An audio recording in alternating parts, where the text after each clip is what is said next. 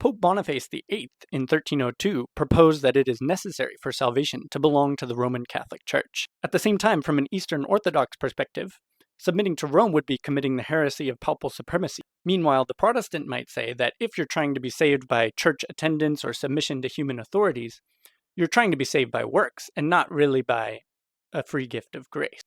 There is no doubt variance in Christian teachings about salvation. Somebody's right and somebody's wrong.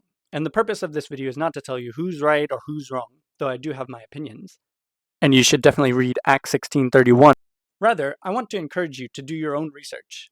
And I want to highlight the implications of such a predicament as we find ourselves in. Does this contradiction of teachings imply that Christianity is false? No. Does it show that the global church is fallible and sometimes makes mistakes? Yes. And why should we expect it to be any different? God's old covenant was with the people of Israel, who were very clearly fallible.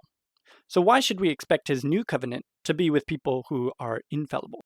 The purpose of the church was never to reveal all the incomprehensible mysteries of the heavens. It is simply to be the body of Christ, and to do his will here on the earth, and to do so as his humble servants and friends.